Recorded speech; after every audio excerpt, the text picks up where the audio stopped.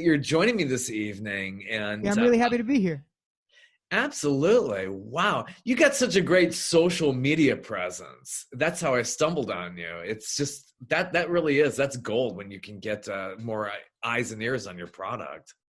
Oh, I appreciate it. Thank you.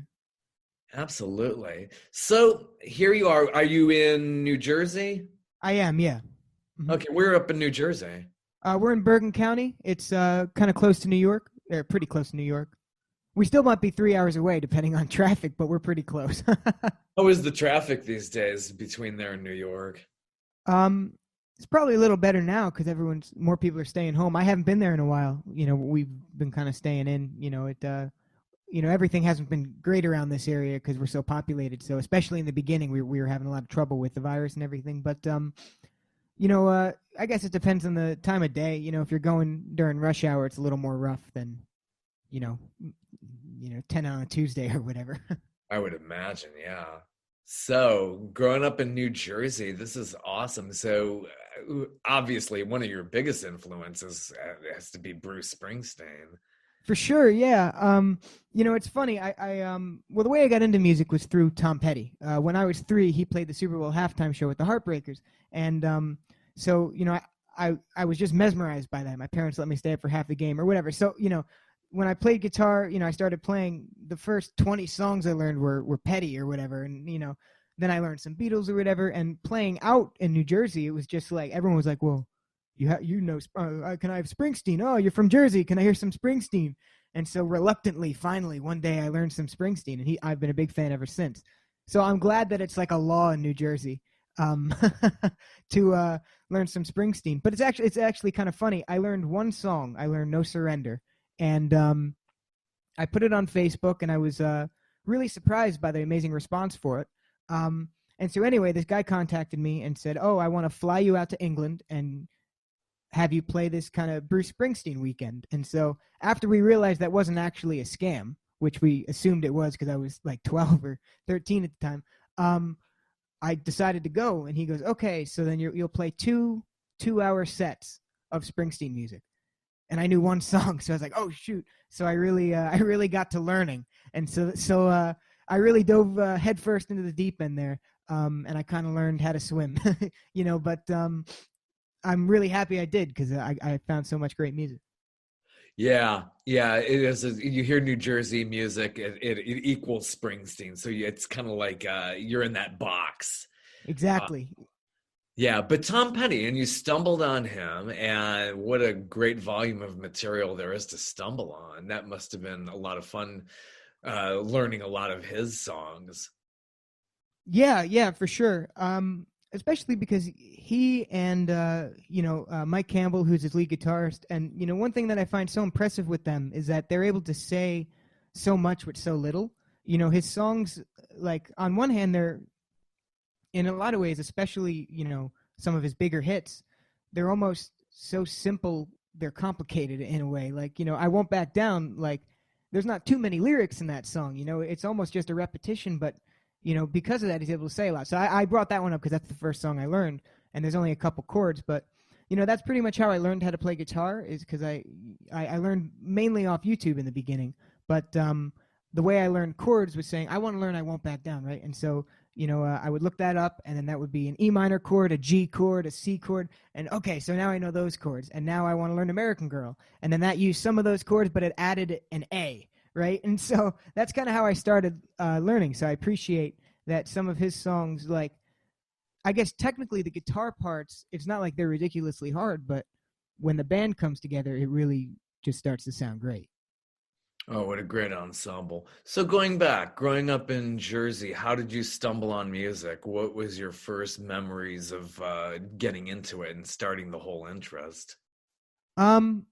Well, my first memory of it was at the Super Bowl halftime show. Like I said, I watched that on TV. My parents let me stay up for half of it. Maybe they thought I'd get into sports. That didn't really happen. But so I was I remember being mesmerized by that, and so that's what really got me into liking music. I wouldn't pick up a guitar for a couple of years later, but that's really how it started. And those were the days of I guess the earlier days of YouTube. It was like 2008, so I guess it had been around for like a couple of years before that, but with that, it could recommend musicians to me, because they're always trying to keep you on the app and recommending videos. So I would look up Tom Petty and I'd watch Tom Petty videos, and then that would recommend George Harrison, and then the Traveling Wilburys and the Beatles and Eric Clapton and all these. So that's really how I started to like the music I like.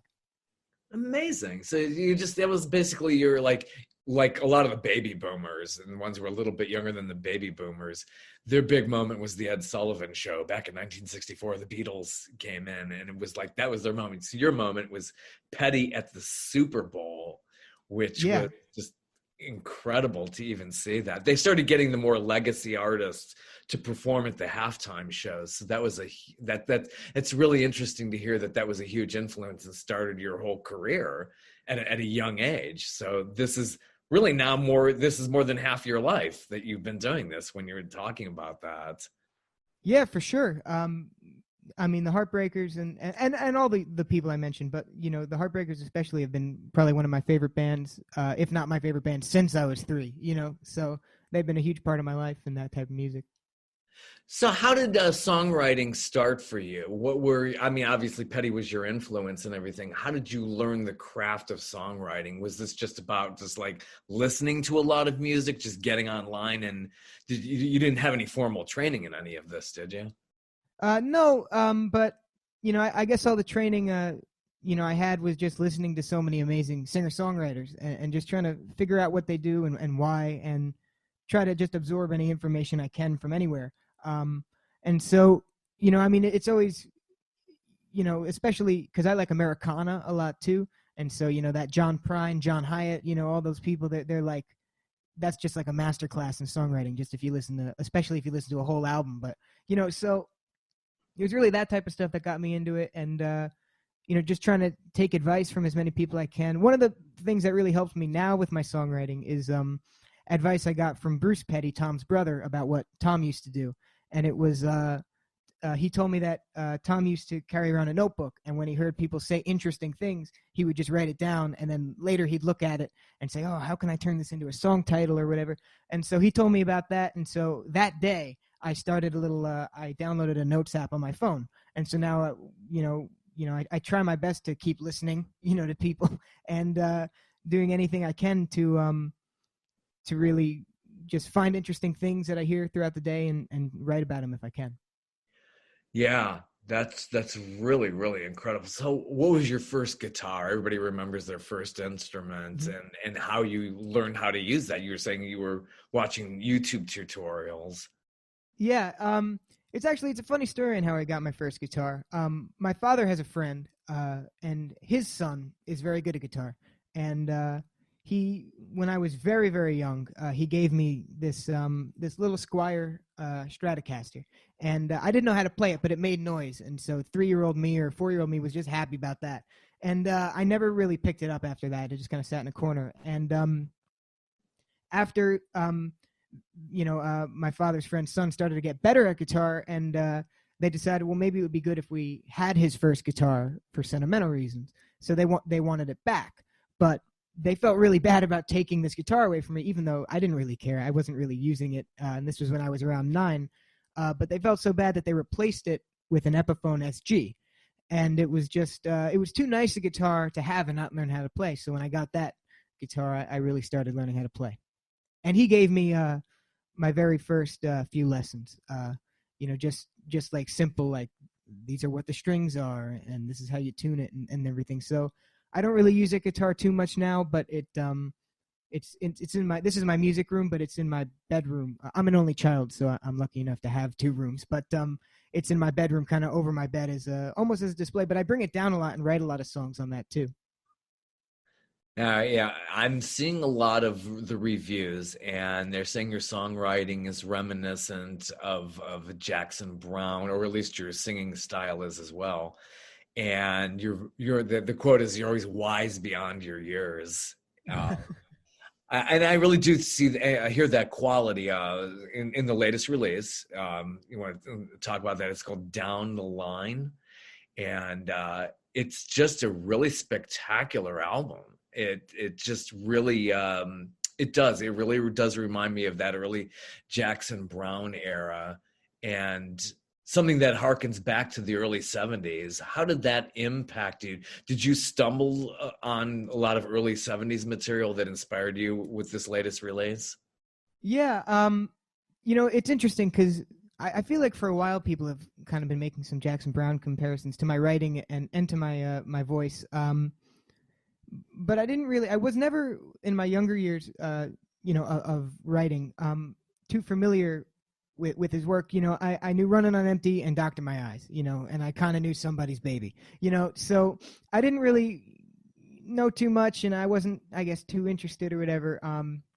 But one day I was talking to Dana Petty, Tom's wife, and she asked if I would learn Barricades of Heaven, which is a song he released on an album called Looking East, I think. Yeah, Looking East. And that just made me really fall in love with his music because it's kind of an obscure track. That's not necessarily one he pulls out every concert or whatever. But that really got me to really look at his writing and start listening to him. And so I learned that, and then I started learning a bunch more. And, he's been a really huge influence on this record, mainly because I did the record all at home, and all the instruments, were played by me. So, there's no drums on it. Every once in a while there's like a shaker somewhere, but, there's just very, very minor percussion, if at all. And so I thought, he's released acoustic albums before, and so I used him almost as like a basis for, what that sound, how it could work. And so he was a big influence on that, same as John Hyatt too, because he plays solo a lot. But even though I write the songs all solo, I'm not writing them with a band. I don't have a band or anything. A lot of times, sometimes I'll picture stuff behind me, like drums or whatever, like, oh, that's how this would sound. And so putting it in and hearing the acoustic track with the bass track and the guitar track, but no drums, sometimes the song sounded empty, and I didn't like them as much. So I really started to have to kind of take it back and strip away stuff and just really just find the song. And so I kind of looked at how Jackson and artists like that do it. So you have been COVID producing ready even before this started. It seems like you don't have to deal with a band, so you were able to produce this all on your own. How were you able to learn the technicalities of recording an album? Was that something that came naturally to you as well? I suppose I kind of did it. It's interesting. I didn't use any computers for this record. It was all through a soundboard. I got it. I invested in a new soundboard to do this project, and it's a soundboard that can overdub and record, and you can produce and master the songs right on that. And so I guess for me it was a pretty easy process. The biggest task was arranging the songs and figuring out.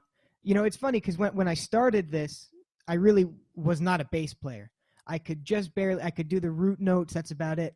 But as I started to write bass parts and look at it, I was like, oh, I really should start practicing. So I took a couple weeks and I really just focused on that. And so, after all the songs were arranged and everything, once I got them in and a track I was comfortable with into the board, I was able to do that and then drag it into the computer and put it in Drive or whatever. But so yeah, I didn't use any computers other than literally just to give the songs a folder, but so I guess I did it in a pretty simple way, I guess almost analog. But yeah, I mean, it was definitely interesting to try this. I had never really done it. I had never really done overdubbing and adding new tracks to this extent. And all from your house in New Jersey, or your family's house in New Jersey. Yeah, all in this room pretty much.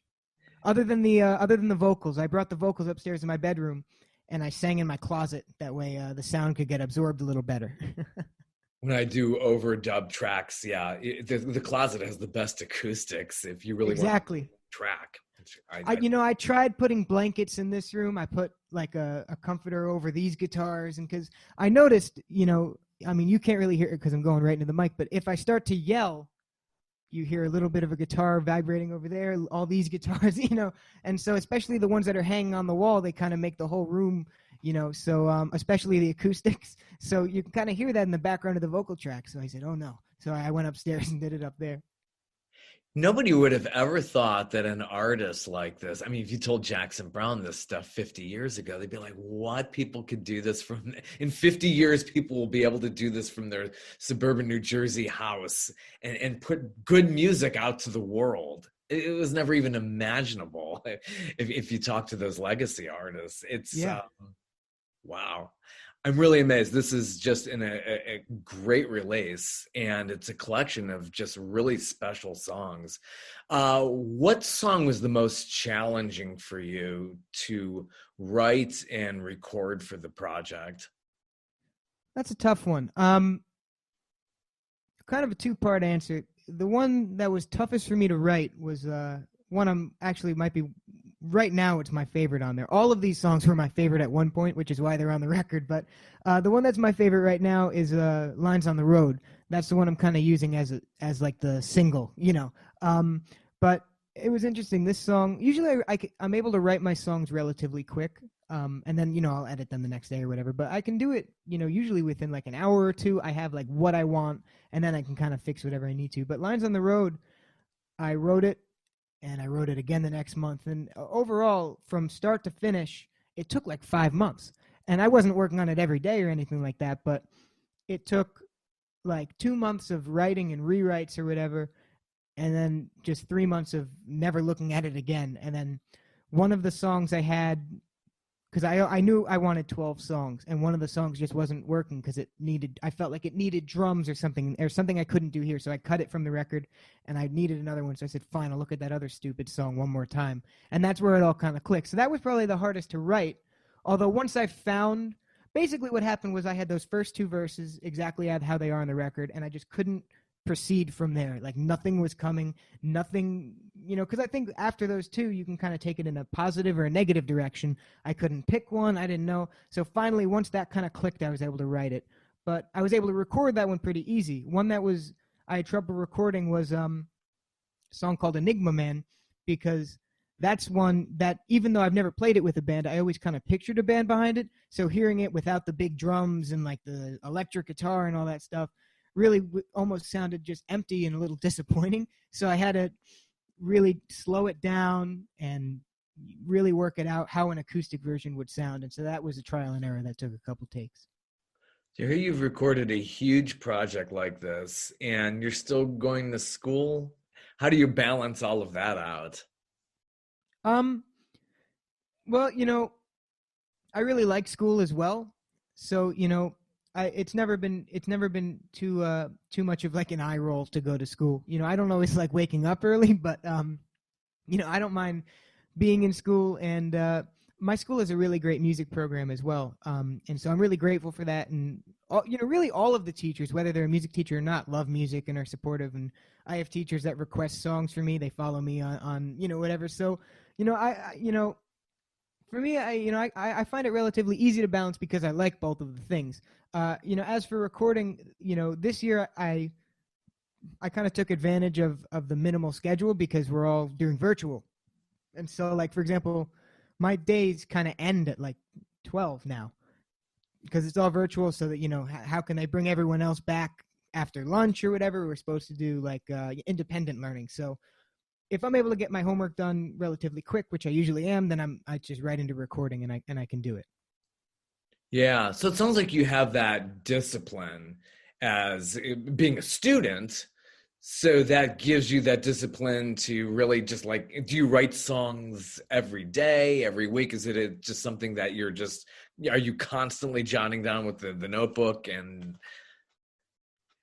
Yeah, I am constantly jotting down stuff in that like ideas folder I have. I don't really write. I go through phases. Sometimes I'm pumping out a song every day. Sometimes it's like once a week, and sometimes it's all just ideas. Sometimes I'll start 3 songs in a day, and I don't finish them for a month or whatever. And you know, each song, you know, kind of comes different. Some I write in like 5 minutes, and I'm like, wow, I can't believe that happened, you know. And then I'll go play the guitar, and I'll be like, oh no, this doesn't work. And then the next day it's 10 more minutes, and then I kind of find it or whatever. So you know, I wouldn't say there's any sort of consistent schedule I take for the songwriting, but there's always, or you know, another thing I like to do is I love to study set lists and things like that, and I'm a huge concert fan. I used to go whenever I could. I know they don't really exist anymore, but hopefully soon they will again.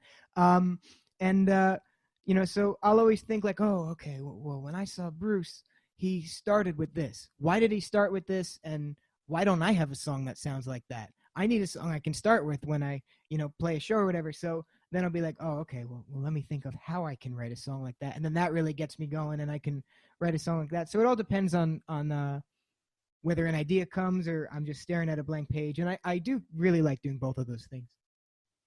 So how much live performing did you do before COVID hit? Oh, I did a lot. I really liked being busy. And I did a lot of private parties, especially during the wintertime. And then in the summer, I was, I used to play out a lot, at bars, and even, I would, October was always a busy month for me because I'm tied in with some of the Petty fans, and his birthday is in October, so that's when they have a festival in Gainesville. I really like. I played a couple years ago, and I want to get back as soon as I can. And we did something in LA last year with the Heartbreakers, so that was really cool. So it's always busy, and I have a great time. But I used to play probably, especially in the summer, like 3 or 4 times a week. Depending on, what was going on. So you're pretty close with the Petty estate. You speak with family members and band members as well. Yeah, they've all. I'm really just so appreciative of their support. It really means the world, and they're such a nice, group of people. Tom, it was funny. In 2016 for Christmas. I was supposed to get a fan was nice enough to send me a little gift. It was a Tom Petty fan. And she sent over a gift. And so I was expecting that in the mail. And so the day before Christmas Eve, something came in Tom Petty wrapping paper. And it said, "To Jake from Santa, don't open till Christmas."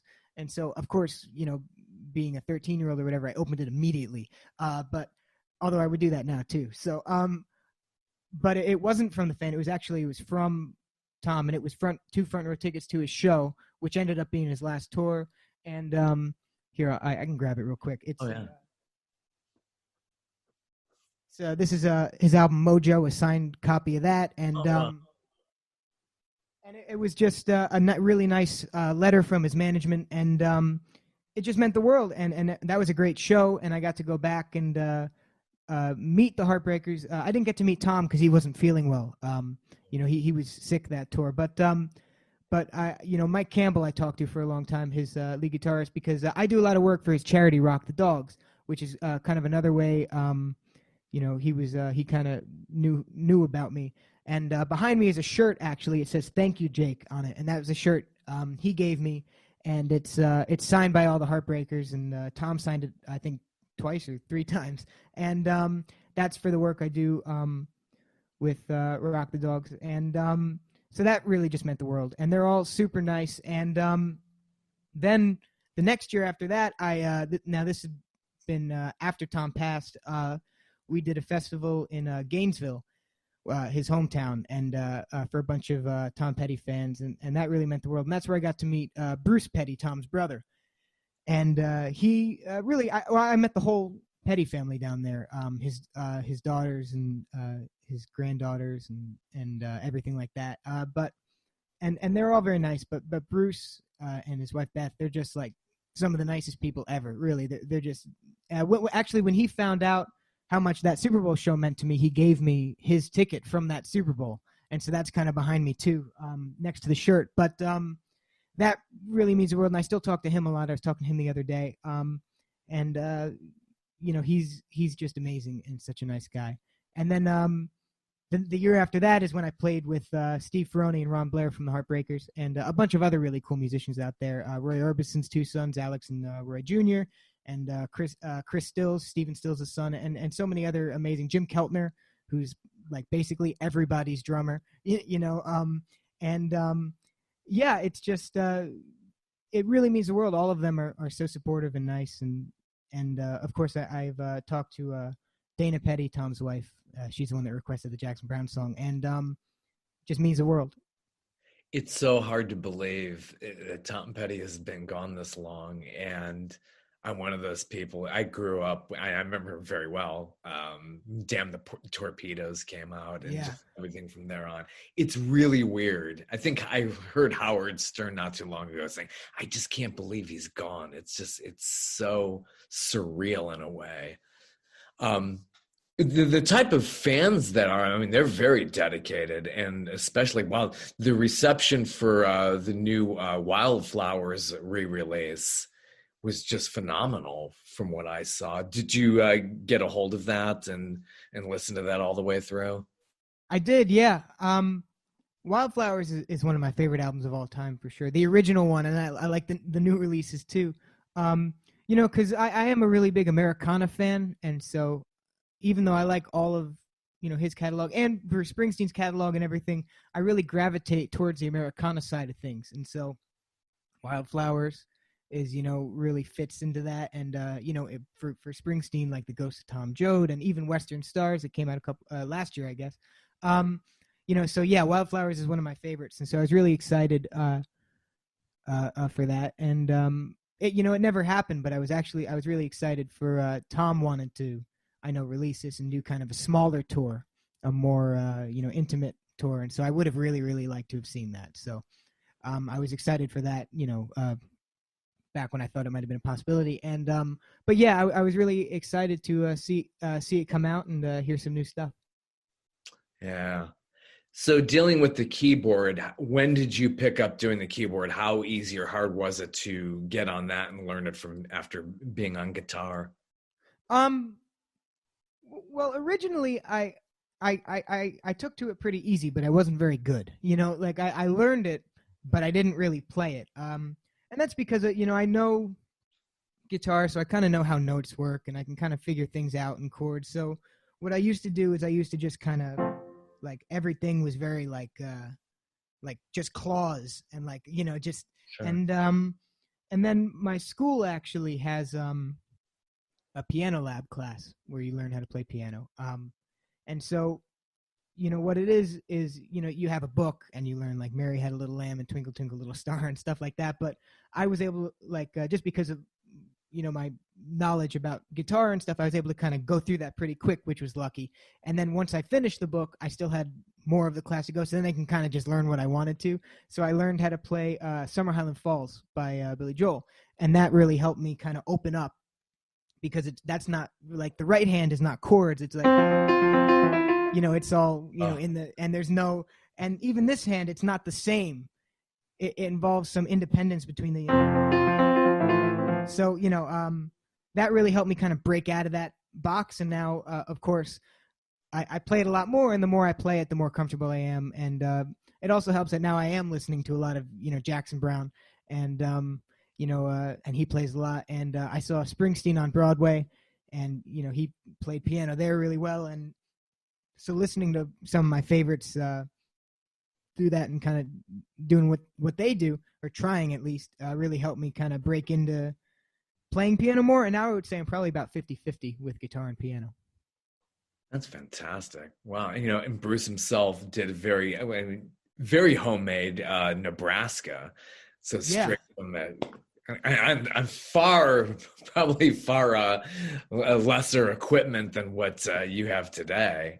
And yeah, for sure. I mean, just demo tapes. I say demo tape just because it's a phrase, but like he really had demo tapes, But I love that. I mean, a lot of songs on that are great, but Atlantic City is just one that sticks out. It's funny because I love that album version, and I love that live version, and I love the version with like Tom Morello, and like there's a couple different versions out there floating around that I just really love. And I guess the main version with Tom Morello, I think of as Ghost of Tom Joad, but I think there's one with Atlantic City too. They did in London, I don't remember, but it doesn't matter. But a version, just his solo on that is pretty cool. And so yeah, the live version that's kind of slow, and the faster acoustic version, it's just such a great song. So with your songwriting, what kind are you basing it on? Your experiences, your observations? Is a little of both, just being at the age that you're at? Yeah, I definitely think so. I try to just learn and listen as much as I can to everything. I like history a lot too, and everything like that. So, you know, once I can kind of think of a theme, I can kind of put myself in a character, and I'm sure a lot of those characters are me, have a lot of parts of me.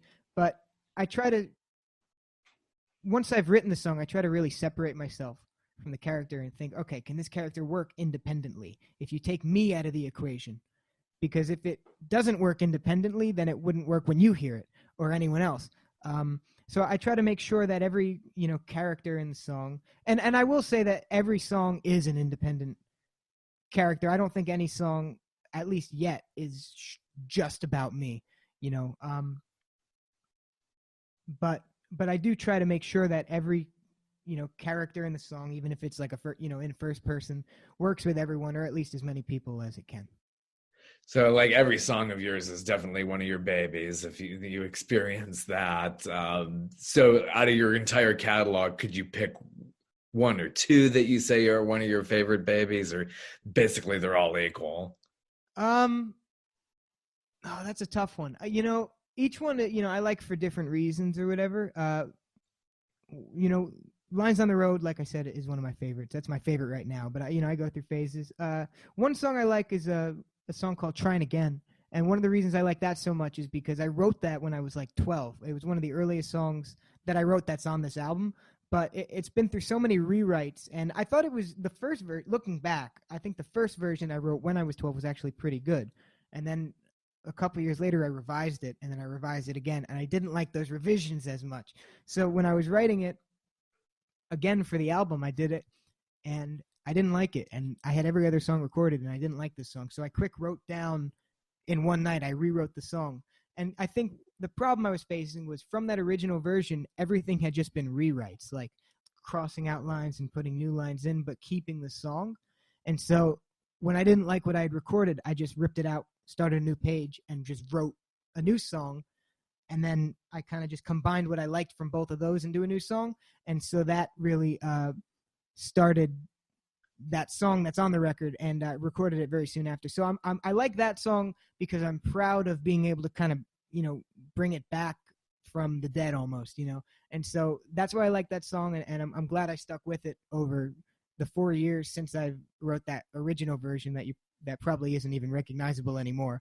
So that's definitely something. And but yeah, Lines on the Road right now is my favorite just because of the song, as opposed to the story behind it, Although if we are going based on now, I'm really starting to I'm going to end up naming them all if I keep going. But the Tiki Bar is open, My Tiki Bar is Always Open is one of my favorites too because of the story behind that. And that's I'm a big John Hyatt fan, and he has an album called The Tiki Bar is Open, and so that's almost like almost a little wink at him. But that's just because I was the story behind that is kind of cool because I was in Asbury Park in January. I wrote that actually the day I saw Springsteen play at the Paramount, but I didn't know I was going to see him yet. That was a really last minute thing. We just knew he was going to be there. We heard his sound check actually on the boardwalk. And anyway, it was winter and it was really snowy on the boardwalk. And I'd never seen that before. And there was a little tiki bar next to the pool, or where the pool would be in the hotel. It was not in operation in January, but and I'd never really seen a tiki bar with snow on the roof. It's not something I had pictured. So I started writing this song, and then I was wondering what I should call it and how the chorus should go, and I thought of The Tiki Bar is Open. And so My Tiki Bar is Always Open is just kind of a wink at John Hyatt, but I like that song for the story too. Yeah, great tunes. Would you care to do either a snippet or a full song from your new release? Obviously, your gem on there is Lines on the Road. Sure. I mean, as much as you want, you can do the entire song, or just as much as you'd like. Sure, I'll do the whole thing if that's all right with you. Sounds fine. This is all right. Go for it. This is a fun one. I've never done this one on piano, so I'm looking forward to it.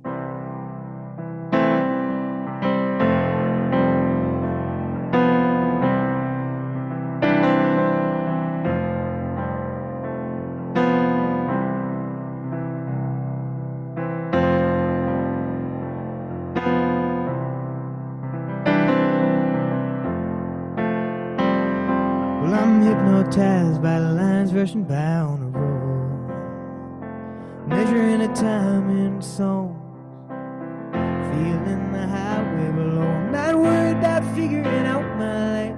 No one ever seems to make it out alive. No, I'm just seeing how long I can survive.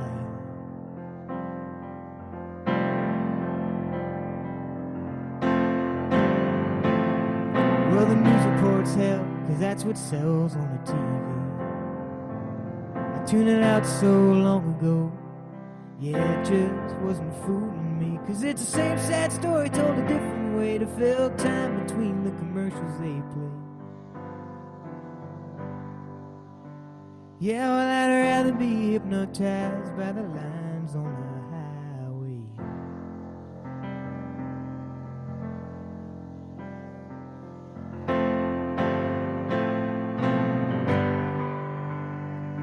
And I'm living on the road to get away from it all, hoping we're not too far gone, and keep my distance from the parts of the world that don't belong. When I'm hypnotized by the lines on the road and keeping time in song.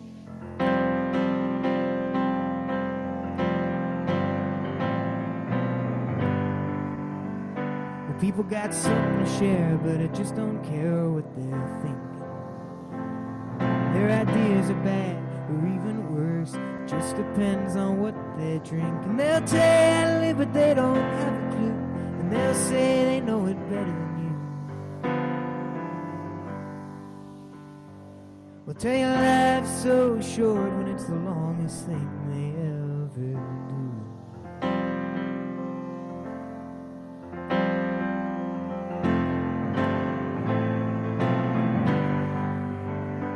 And I'm living on the road to get away from it all, hoping we're not too far gone, and keep my distance from the parts of the world that don't belong. When I'm hypnotized by the lines on the road and keeping time in song.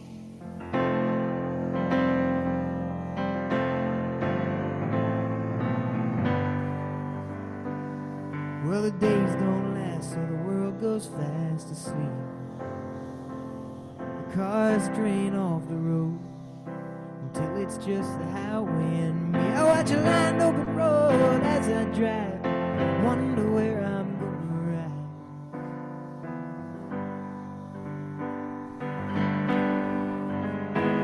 I'm not worried about figuring out my life. No one ever seems to make it out alive. No, and I'm still seeing how long I can survive.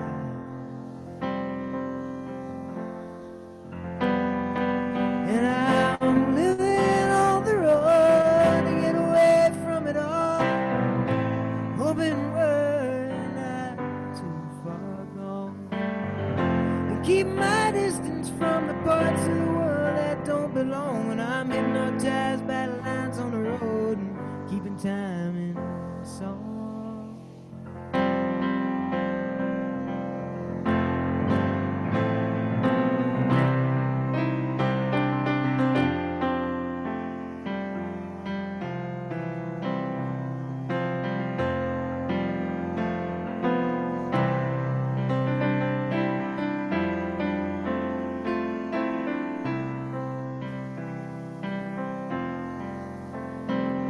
Well, I'm hypnotized by the lines rushing by on the road.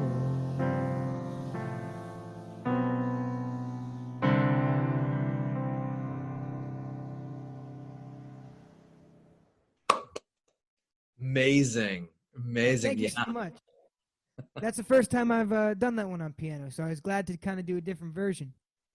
It is definitely your own, a real serious original off this wonderful release. And I encourage everybody to get this through your website.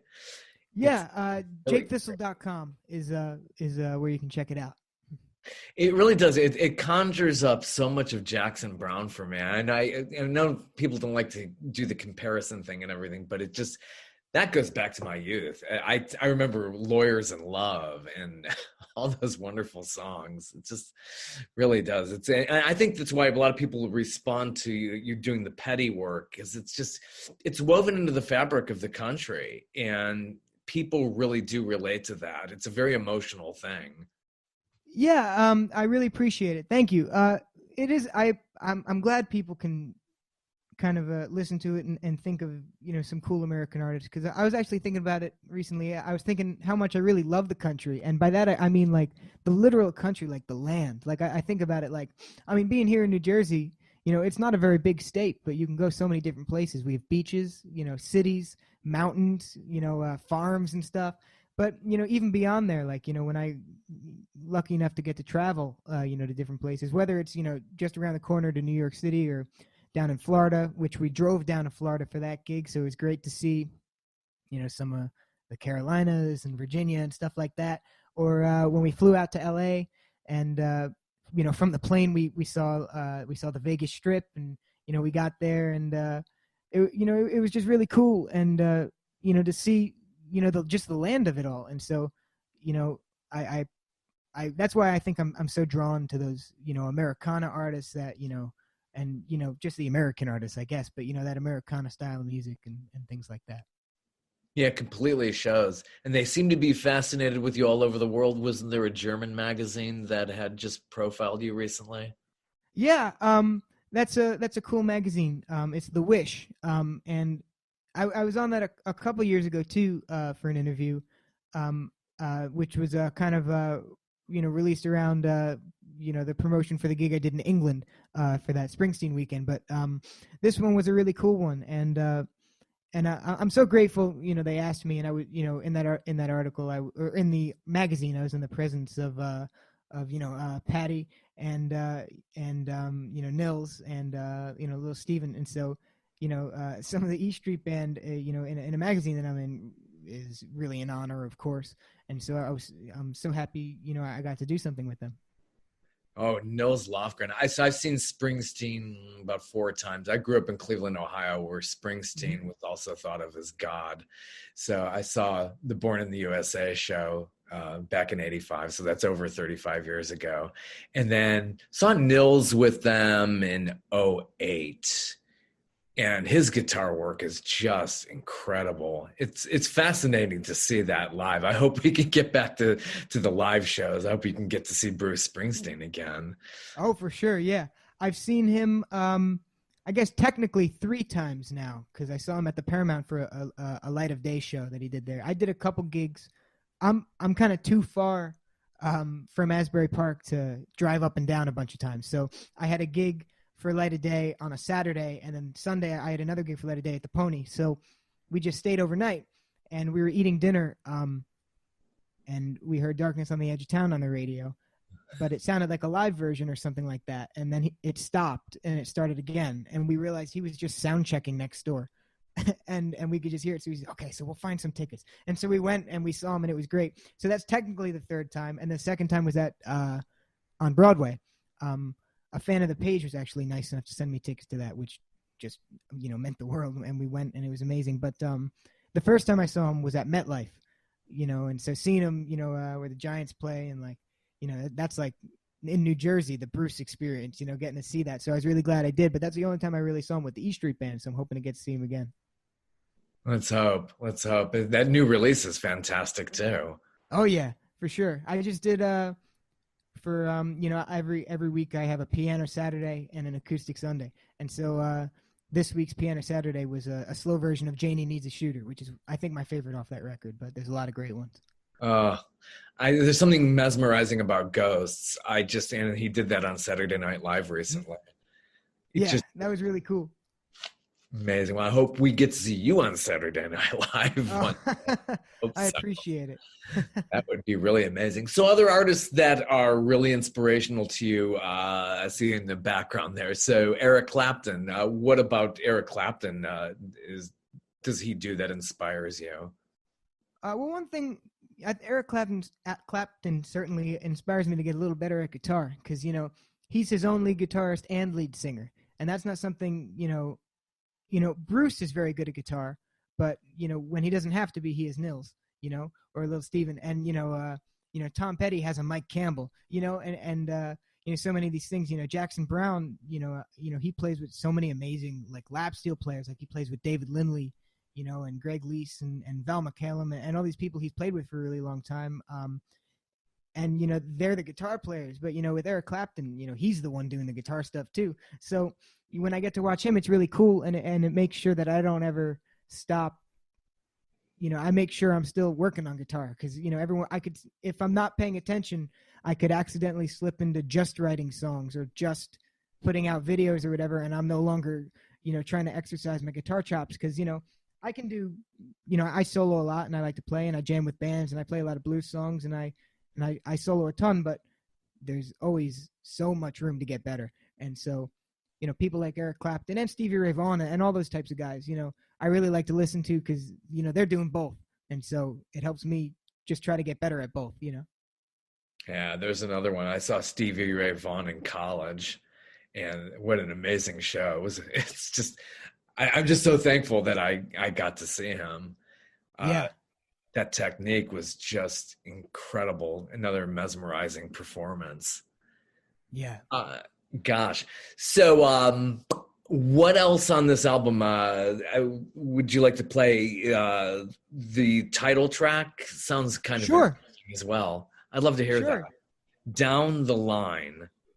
All right.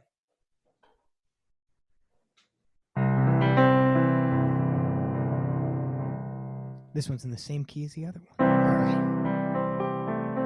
Here it is.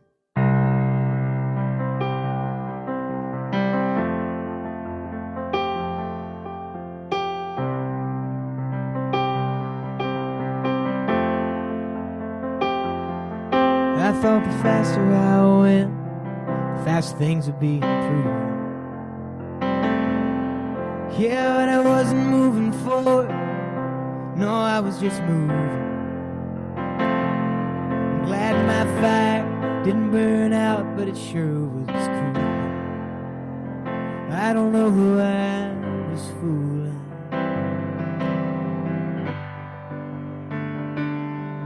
Then I followed you down the line,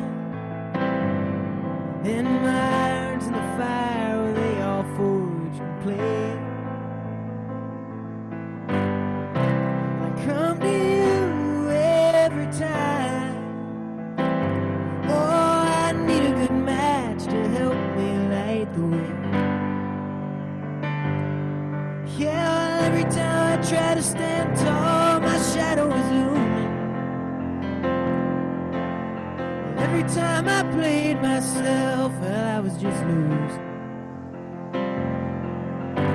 Every time I turned my head, my screws would loose. It's just a blur of confusion.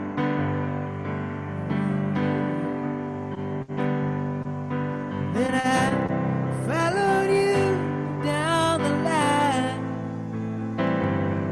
in my arms in the fire where they all forge and play. Come to you every time.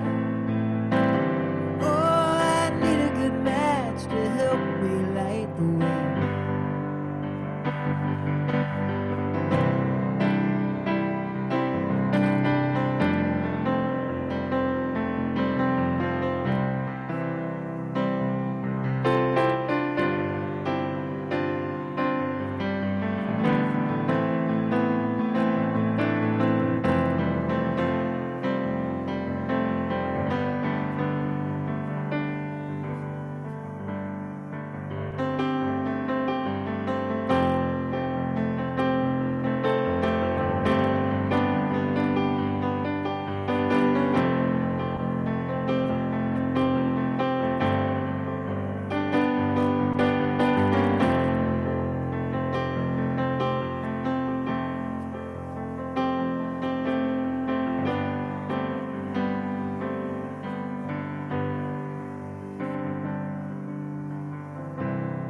gotta decide I wasn't happy with my choosing.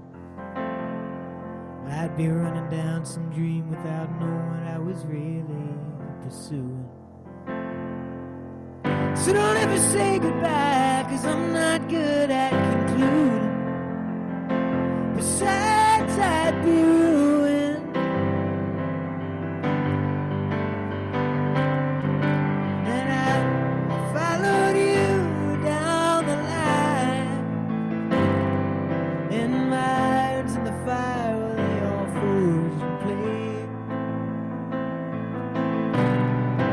I come to you every time. Oh, I need a good match to help me light the way. Yeah, when the darkness rolls in and takes over for the day. Oh, I need a good match to help me light the way.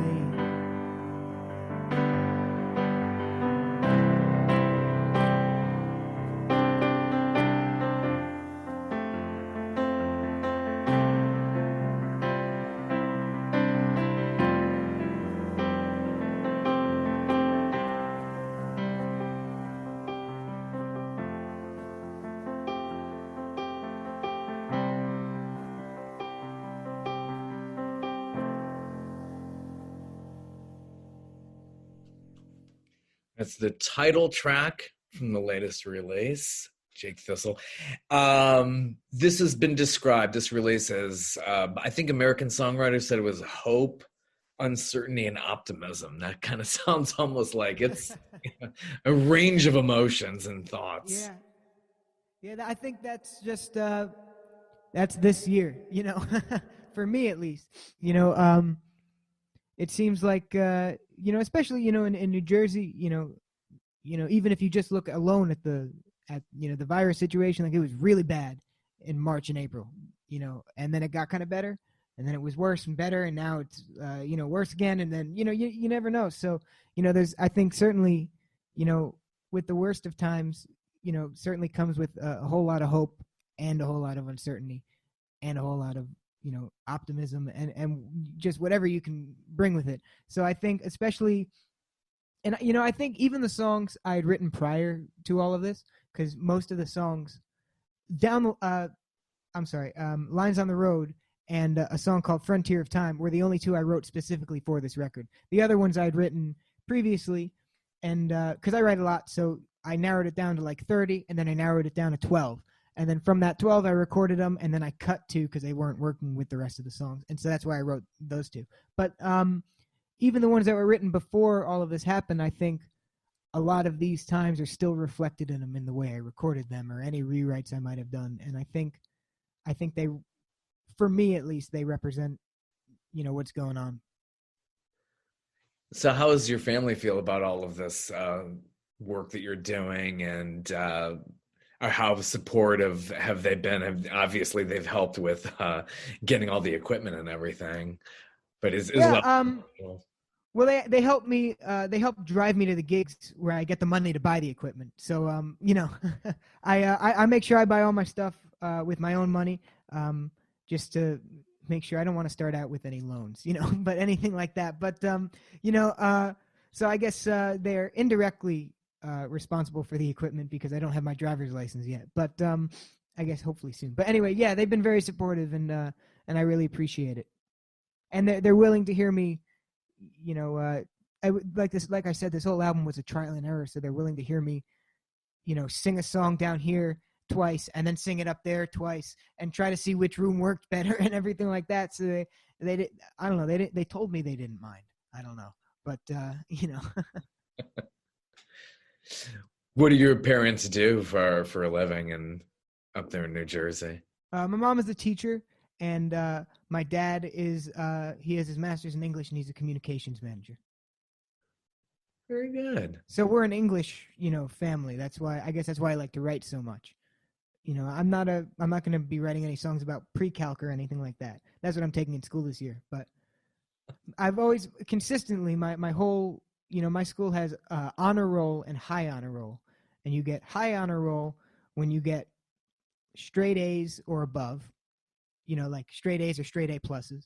And then honor roll is when you can have like A minuses, A's, and then like 1B or whatever. And math is always the one that keeps me off high honor roll. It's always like, like 94s to 97s or something, and then like an 87, in math.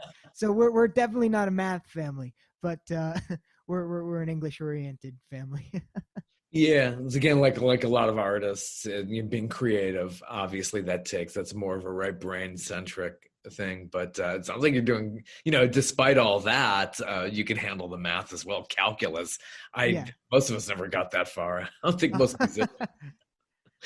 I can count to 4. That's all that matters for being a musician for the most part. So, at least in the music I play. Like a lot of musicians of today, a lot of them don't read music. Do you read music? Do you get in any of that, reading music?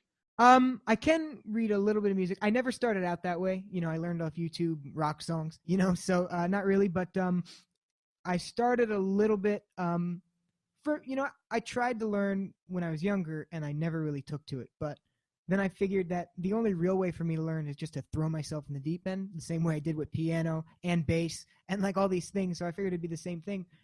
So I signed up for like I said, my town has a great music program, and the district has a good music program. So we have a big musical.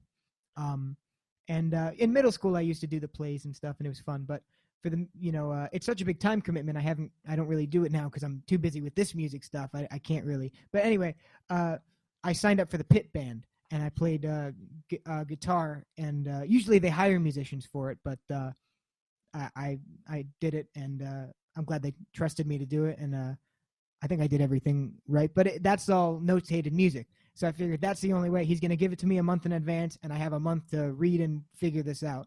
So I did it. And so I'm still not a great sight reader.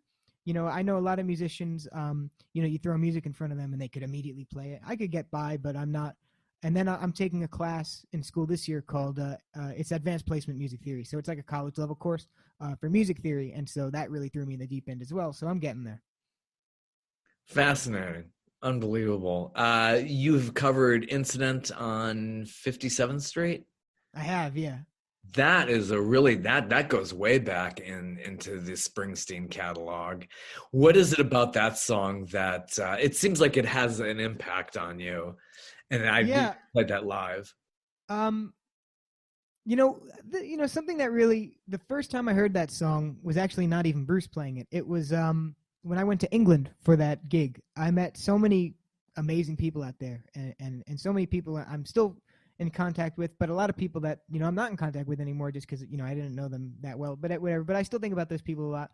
And I have a friend I met there named Jerry, and he used to be in a Springsteen tribute band over there. And I know a lot of Springsteen cover groups, and and Tom Petty and all these cover groups, but Jerry just had such a, I guess he still does, but has such a natural Springsteen voice, and there's a lot of great cover bands here in the US too, but over there, like, I remember, like, and he was such a nice guy, and we just had such a great time together, I think, at least. And he played that song during sound check for his we did a show, and he was going to play a set, and then I was going to play a couple songs in between, and then he was going to play another set, and he did that as a sound check, and then he did that for the actual show, and I was just mesmerized by him playing that. So when I came home, I looked it up, and I like Bruce's version a ton too. So that song is the one I kind of equate to my time in England, but also I really like the writing in that song, of course, and the story and everything like that. Yeah, it's just beautiful. And I like how you cover that one as well. It's just, I'm like, oh my gosh, here's a 16-year-old digging way back into the Springsteen catalog, pre-Born to Run. And it's just really, really, it really deserved a lot more notice. And it did later on, but it probably deserved a whole lot more notice. Especially that early catalog, the Stone Pony days. What's it like at the Stone Pony? It just sounds so legendary. It's really cool. It's kind of it's interesting. You can kind of feel the energy in it. It's hard to describe, but when you're in there, you can really be like, wow, this is the place, and place he talks about and everyone talks about. And so, being in there's, it's really cool. I have my Stone Pony shirt I wear from time to time, and I kind of grew out of it now, but next time I'm there, maybe I'll get another one. And it's a really cool place to be and play and everything like that. Did you read Bruce's autobiography? I did, yeah. I have to give it another read now that I'm a little older. Maybe Yeah. pick up on some more things, but I did read it when it came out. But I was probably only like 13 around that time or something. So I will again. Yeah, I always call that the cliff notes to his life, because it's like the catalog is so deep, and he's probably a lot like the same. You have so many songs and you keep whittling them down. And then he has all this stuff that never made the albums, so they make their own albums later on, because he's really in, and that's the thing. I hope, like, people like you bring back the concept of the album, a collection, 10, 12, 13 songs, and there's a theme, and it's a real capture in time. I really do miss that. I do too. I love it. Whenever a new album comes out, what I always do is I always buy the vinyl, because it comes with a digital download anyway. So, it might be $15 more than just the actual digital download, but I don't mind. And I put it behind me, and that's just what I like to do. So the first listen is always, through the record player, and I always really pay attention to the order of their albums. And I really paid attention to the order of mine as well. And it sounds silly, because I'm only, for the most part, right now, I'm only offering it as a digital download. I don't have the CDs, although I'm working on that. But I'm not offering it as a vinyl or anything. But I literally, when I was I was thinking, okay, well, this would be the end of side one. How should that end? Even though no one's ever going to probably listen to it that way other than me, because it's not side one or side two. It's just on your phone. But that is really how I thought about it, and I don't really know why. But I said, all right, let me end with a song that's good enough for them to want to flip it over, And even though no one's going to do that, because you don't have to, that's just kind of how I looked at it, I guess, just because I listen to so much vinyl when a new album comes out. It's a real visceral experience. I remember just getting those albums, and those with the gatefold as well. It just to have that in your hands and see the lyrics, and you can't replace that. And everybody knows that you can't replace that with digital. Mm-hmm. Although digital is portable, that's wonderful. I always point that out. It's great you could take it with you, which you couldn't in the old days. Yeah. You just look really funny with it, Yeah.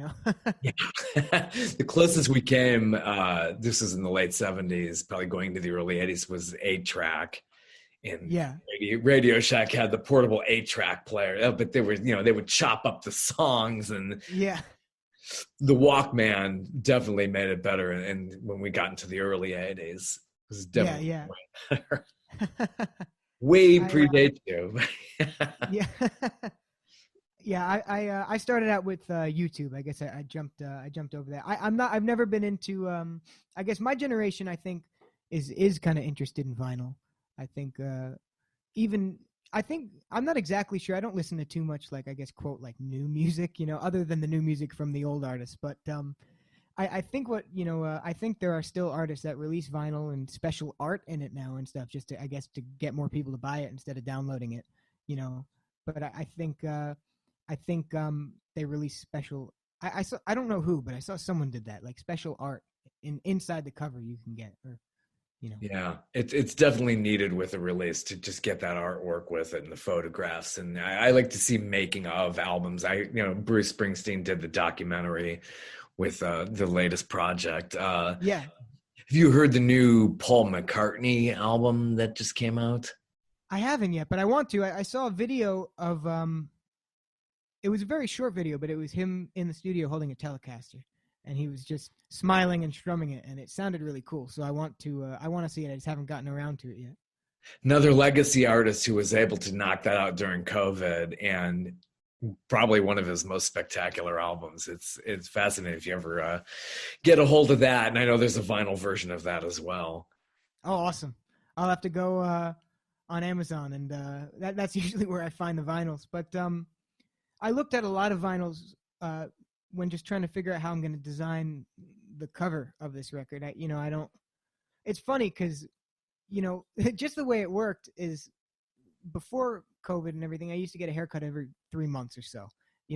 Just how it fell. And so I got a haircut in January, And so I wasn't due until maybe late March, and all the haircut places were closed. And so I didn't trust my dad or something to cut my hair, even though he did a good job on his own. I'll give him credit, but I didn't want him to touch mine. So I waited, and then April they were closed, and May or whatever. And by May it was just long-ish, you know? Yeah. And so I kind of left it, and then it just became a thing. I haven't gotten a haircut since January, so we're coming up on a year. It used to be really short.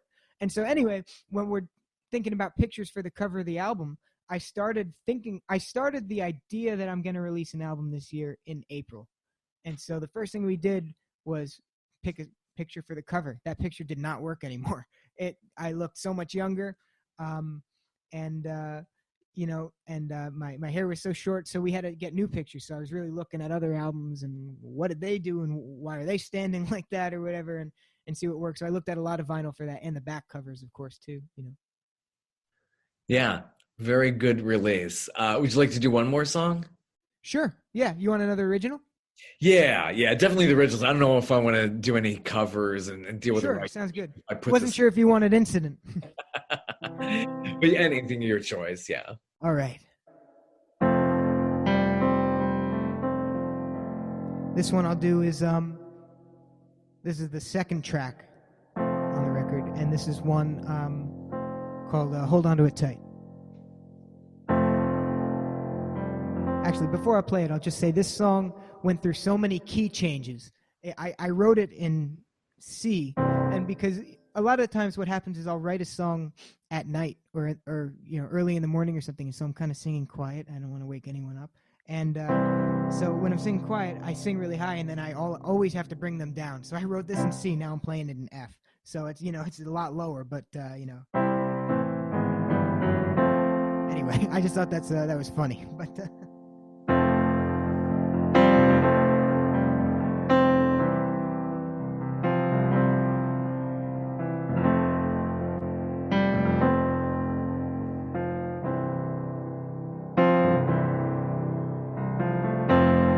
funny how the open doors are the ones that slam your face.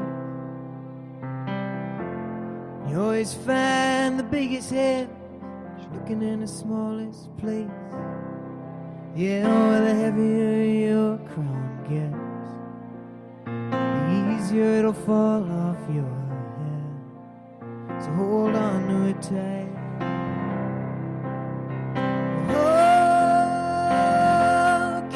What you're wishing for, you need to know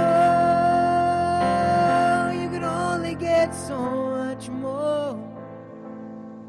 Well, somewhere inside your mind, you're the greatest of your time. But try not to fall behind when you think you're done. Vacation starts. No one's done doing their part.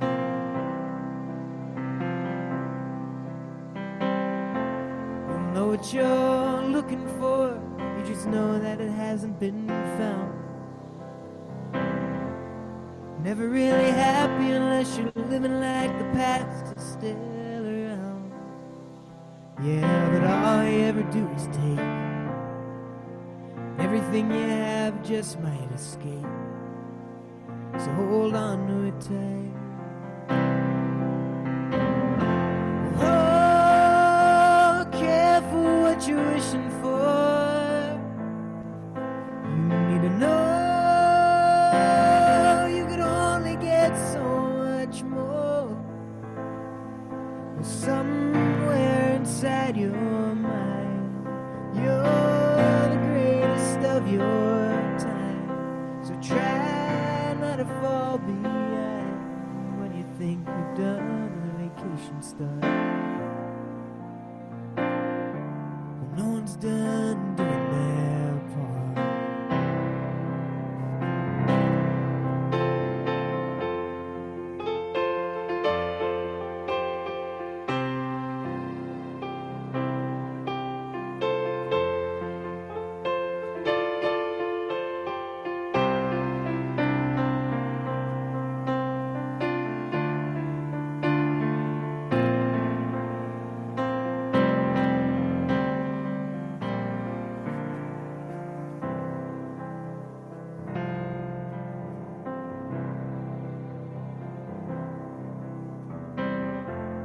Try my best to live the right way, but I still haven't figured it out.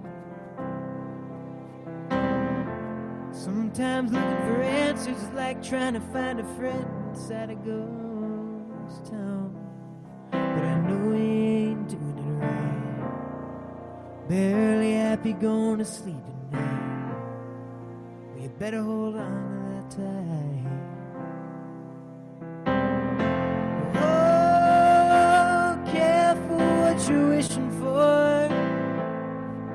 You need to know you can only get so much more. Somewhere inside your mind, you're the greatest of your time. But try not to fall behind when you think you've done the vacation stuff. No one's done doing that part. Yeah, well, the heavier your crown gets, the easier it'll fall off your head. So hold on to it tight. Hold on to it tight.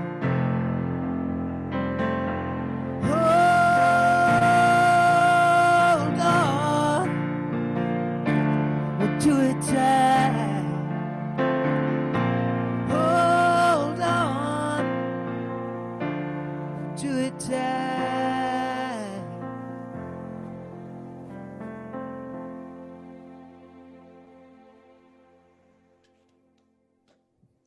Awesome. Thank you so Very much. well done. Excellent.